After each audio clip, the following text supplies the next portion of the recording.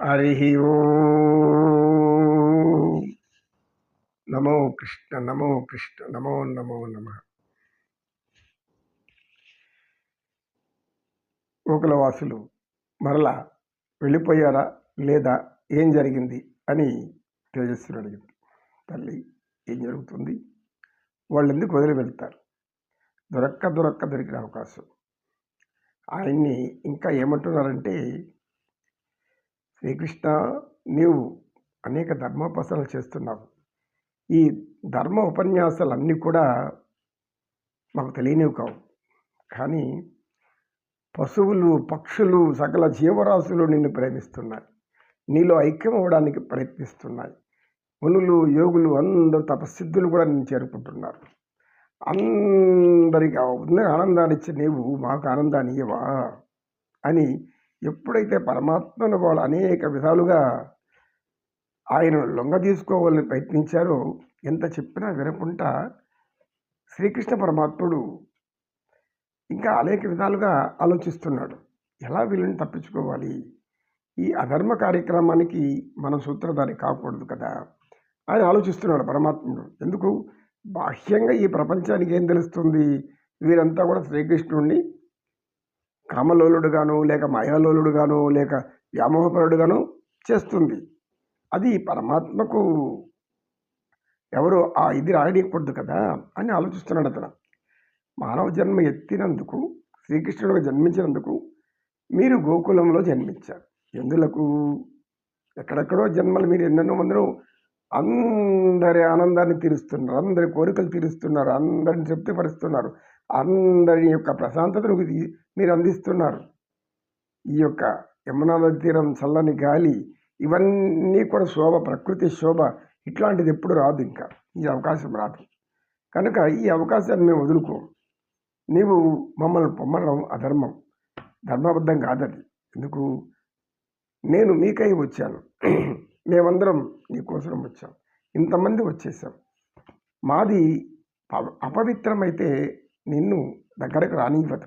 ఎందుకు, నీవు పవిత్రుడవు, నీవు పరమ పావనుడవు, పరమాత్ముడవు, పరమేశ్వరుడవు, సృష్టికర్తవు, మాకు తెలుసు ఆ విషయం. కానీ మేము కోరేది అది కాదు. నీతో మేము సరసల్లాపాలు ఆడాలి. బృందావనంలో ఎందరితోనూ ఆడావు, ఎందరూ మరిపించావు, 16,000 మంది గోపికలను నీవు ఆనందపరిచావు. మరి మాకు పెళ్ళయిందని, వివాహమైందని అనుకుని ఎందుకు అంటున్నావు? పెళ్ళయింది, వివాహమైంది శరీరానికి, మా భర్తలతో, అంతేకాని ఈ మనసుకు కాదు, లోపల ఉన్న ఆత్మకు కాదు. మా ఆత్మ మిమ్మల్ని కోరుతుంది, మా ఆత్మ మిమ్మల్ని చేరాలంటుంది. చేరాలంటే ఏం చేయాలి? మీ యొక్క స్పర్శ కావాలి, మీ యొక్క సౌందర్యమైనటువంటి, సుమధురమైనటువంటి, పవిత్రమైన ప్రేమమూర్తత్వాన్ని మాకు అందించాలి అని గట్టిగా పట్టుకునేసరికి ఆయన ఆలోచిస్తూ ఏం చేశాడు, ఆయన కూడా మైమర్చిపోయాడు.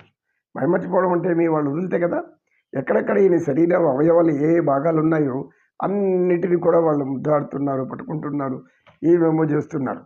ఆయన సరే ఇక తప్పేది లేదని వారితో అనేక విధాలుగా, వారు కోరిన విధాలుగా వారి ఒకరిని దగ్గర ఎద మీద పెట్టుకొని వారి తల నిమురుతూ ఈ తల చేస్తూ, అన్నీ తెలిసిన ప్రేమలు తెలిసిన ప్రియుడవు నీవని నిన్ను చేరితిని, ప్రేమలు తెలిసిన దేవుడవని విని నీ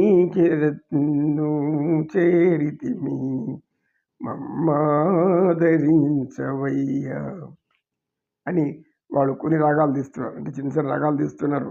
ఆయన్ని ఏ విధంగా పరవశింపజేయాలి, పరమాత్మను ఏ విధంగా మరిపించాలి, మైమరిపించాలి, ఆయనతో తన్మయత్వం పొంది ఆయనను సంతుష్టిని చేయాలని చెప్పేటటువంటి భావన వాళ్ళు ఉన్నారు. ఇలా వాళ్ళు మర్చిపోయారు, సర్వం మర్చిపోయారు, శరీర తత్వాన్ని మర్చిపోయారు వాళ్ళు. అయితే ఇది భౌతికంగా చూస్తే అందరికీ ఇబ్బందికరం అవుతుంది కదా అనుకున్నాడు పరమాత్మ, అనుకుంటున్నాడు. వీళ్ళు ఆయనను కోరినట్టుగా ఈయన కూడా ఒక్కొక్క రూపంగా మారిపోయి, ఒకరైతే ఒకరి చెక్కిలిని సవరిస్తున్నట్లు, ఇంకొకరు ఆయన యొక్క బొగ్గలను మెల్లిగా అందరి బొగ్గలను కూడా తాకుతూ, ఇలా వాళ్ళతో కురులను సవరిస్తూ వాళ్ళ నడుము మీద చెయ్యి వేసుకొని దగ్గరికి తీసుకున్నట్లు అందరిని ఎలాంటి ప్రేమ కోరుతున్నారో అలాంటి ప్రేమ అందరికి అందిస్తూ ఉన్నాడు. ఆ ఆనందంలో వాళ్ళంతో మైమర్చిపోయారు. మైమర్చిపోతే ఇక ప్రపంచంతో మనకు పని లేదు, ప్రాణం ఇక్కడ పోతే పోతుంది. ఎందుకు? పరమాత్ముడు పరమేశ్వరుడు ఇంతటి భాగ్యం లభించింది ఎవరికి? గోకుల వాసులకు, వజ్రపుర వాసులకు, రేపల్లె వాసులకు. ఈ ప్రపంచానికి అంతా లేదా అంత అదృష్టం మేమున్నాం అనేటువంటి తన్మయత్వం నడిపారు వాళ్ళు. సహజంగా భగవంతుని చూడడానికి అనేక మంది వెళ్తుంటారు, ఆలయాలకు వెళ్తుంటాం, మనం వెళ్తూనే ఉంటాం, అన్ని ఆలయాలకు వెళ్తుంటాం. అయితే భగవంతుడిని ఎలా ప్రేమతో మనసులో ఎంత ప్రేమ పెట్టుకొని వెళ్తున్నామని మనకు తెలుసు, మన అంతరాత్మ తెలుసు. లోపల ప్రేమ ఉందా, ఆయన మీద ప్రేమ ఉందా, ఆయన భక్తికి భక్తి ఉందా, ఆయనను పరవశింపజేసేటటువంటి 4 స్తోత్రాలు మనం చెప్పగలిగే స్థితిలో ఉన్నామా, ఇవన్నీ మన ఆత్మకు తెలుసు. కానీ అక్కడ ఏముండదు, ఆ రూపాన్ని చూడడం మాత్రమే ఆనందిస్తుంటాం. ఆ రూపాన్ని చూసి ఆనందించడంలో ఏమనిపిస్తుంది, మళ్ళీ వెంటనే మన లోపలనే తెలుస్తుంది, మనలో ఉన్న అంతరాత్మ తెలియజేస్తుంది. ఏమని? ఆయన పరమాత్మ, ఆ తల్లి పరమాత్మ, ఈ జగదంబ పరమాత్మ, ఆది పరాశక్తి పరమాత్మ, అన్ని పరమాత్మ అంశాలే. కనుక మన తపనంతా ఆ పరమాత్మను చెందాలి అని, ఆ పరమాత్మ దగ్గరికి వెళ్ళాలి అని. విగ్రహాలు అనేక రకాలైనటువంటి సాకార స్వరూపాలతో విగ్రహాలు వెలిసి ఉన్నాయి, ఆలయాలు నిర్మించారు జ్ఞానులు, వేదాంతులు, ఆప్తులు.